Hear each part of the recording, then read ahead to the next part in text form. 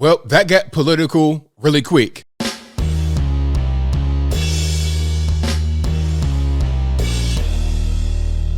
How's everybody doing? My name is Anthony Brian Logan, and today we got to talk about NBA basketball head coach Steve Kerr of the Golden State Warriors responding and going off as it relates to the Uvalde, Texas shooting. Now, before I begin, I want to say rest in peace to all the children and adults that died.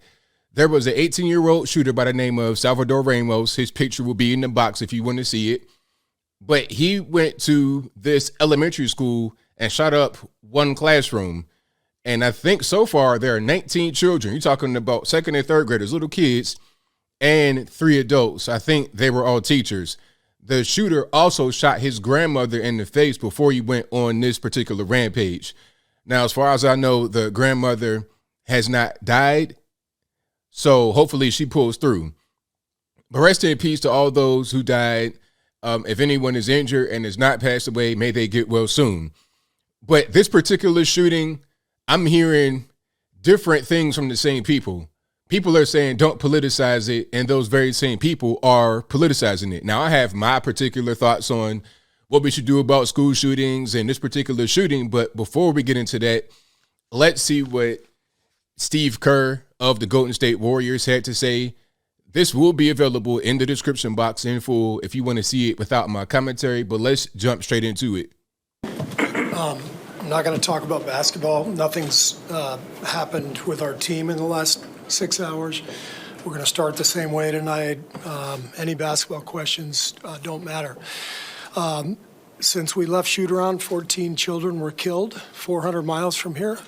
Now, of course, this was right when it kind of was happening, so the toll has unfortunately increased, and it may increase after this video, but hopefully it doesn't. And a teacher. And in the last 10 days, we've had elderly black people killed in a supermarket in Buffalo. We've had Asian churchgoers killed in Southern California. And now we have children murdered at school. When are we going to do something?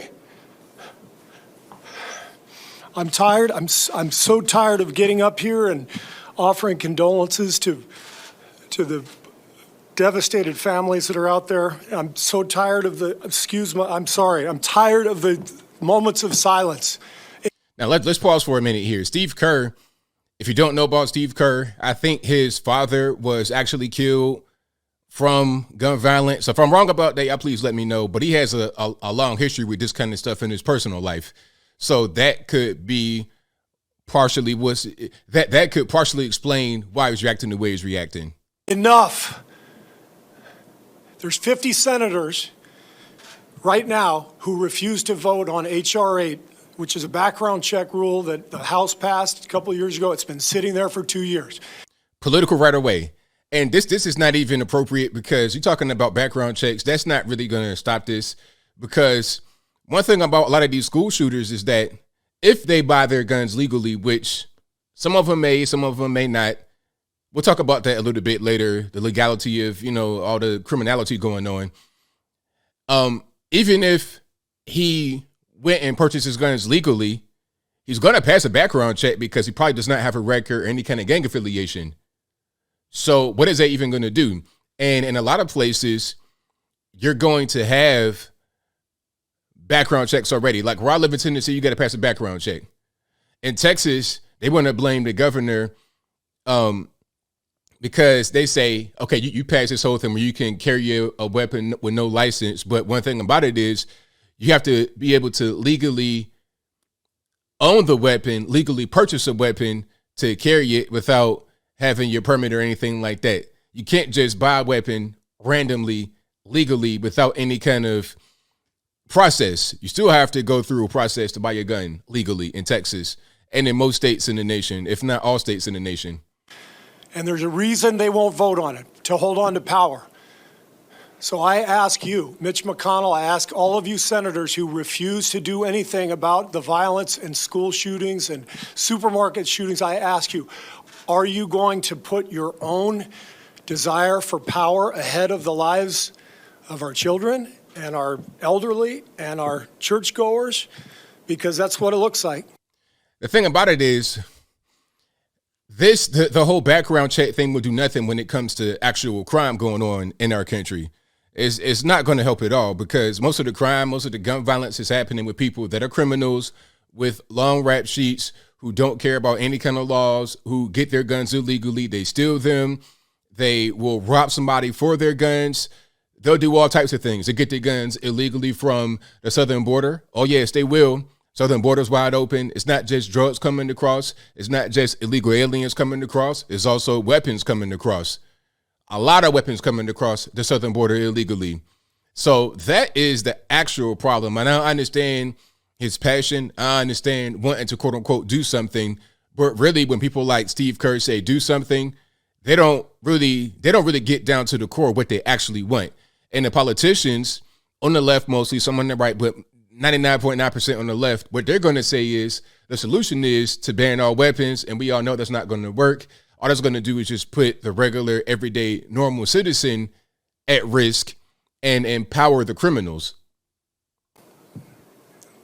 It's what we do every week. So I'm fed up. I've had enough.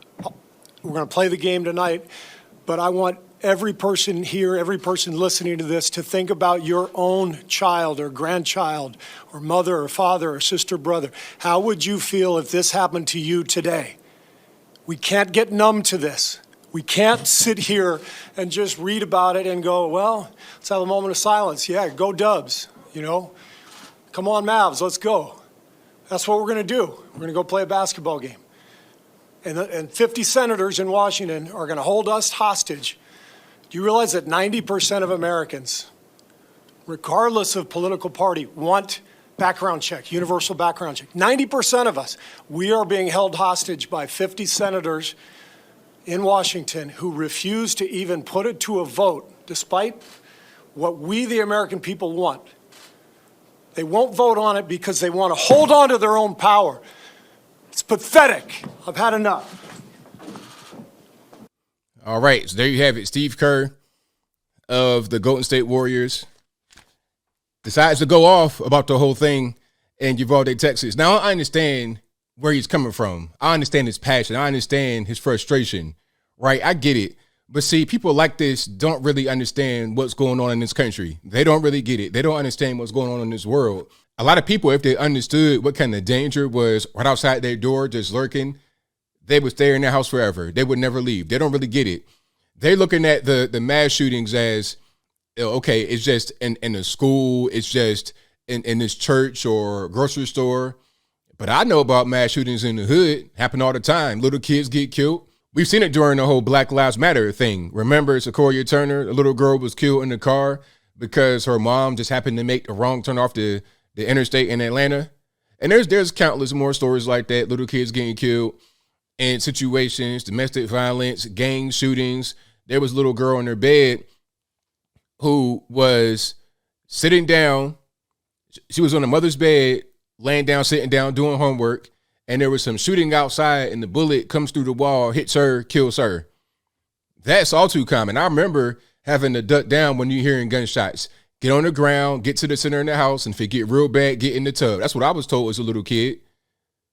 When I was a little kid, I remember one of my classmates got shot in the face and killed. She was probably about 8, 9 years old. I'm in elementary school, just like these kids here. I'll never forget it. They came and told us that she had opened the door when somebody knocked on the door. She opens the door, they shot her point blank range. A little girl, about 8, 9 years old, killed her. That story is unfortunately all too common, but that's not really what people care about. They care about things like this where you can see it on TV and it hurts you. And of course it's going to hurt you. But what about all the other things that are going on? All these gang members getting their guns illegally, getting it from the southern border, stealing their guns. I mean, what are we going to do about that? All you're going to do with tougher gun laws is restrict the average everyday citizen from being able to protect themselves, therefore providing a soft target for the criminals. There's 325 million plus guns in America in the hands of citizens. What are you going to do about that? You're going to try to do some kind of confiscation? And as I close, I want to say this. Background checks aren't a bad thing. I live in Tennessee. I take a background check whenever I purchase a gun, right? You go to the place, it's a little machine right there, you fill it out, and it hits back, okay, you can get it or you can't. There was a reporter, I did a video on a reporter who tried to get a gun, and he thought it was going to be easy. He could pass a background check, but he wound up not passing it because he had a domestic violence charge in his past, and you can't get guns if you got that there.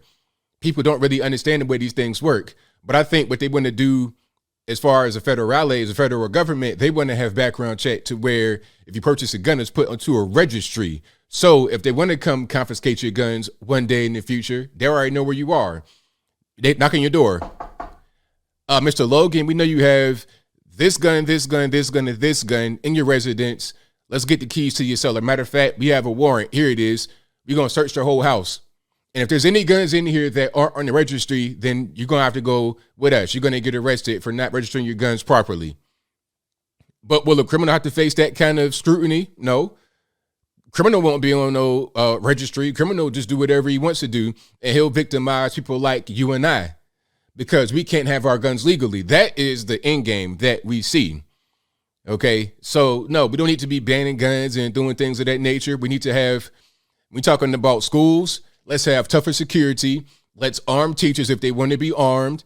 That's what needs to happen. Okay, make it like an airport with TSA and everything else. Maybe not to that extent as far as the number of people in the infrastructure, but if we could send $52 billion or whatever we sent to Ukraine, surely we could spend some money here to protect our schools rather than just trying to punish regular everyday citizens for their Second Amendment rights to be able to bear arms. But I think I'll leave that right there for now. And what say you? How do you feel about what Steve Kerr said? Was he right on point? Was he not on point? Whatever your thoughts are, let me know in the comments below. How do you feel about what I said? Am I correct, incorrect? What would you add or subtract from what I said or from what Steve Kerr said? Whatever your thoughts are, let me know in the comments. You guys know where I'm at. Background checks and all of that stuff we already have. I think they want to go a step further to try and restrict our gun rights because these laws, these bills and everything is never just going to be one step. It's going to be the first step, second step, third step, etc. That's how it's going to work. So we need to protect our Second Amendment rights. I see chatter about New Zealand. They did the right thing. They banned semi-automatics. They banned this. They banned that. All this, that, and the third. Same thing with Australia. But did you see what happened to New Zealand and Australia during the virus? How they had zero rights at all? This is part of the Second Amendment to protect ourselves from becoming like them. But whatever your thoughts are, please let me know in the comments below. And that's all I got to say for this video. If you like what you heard, please comment, rate, share, and subscribe. Peace.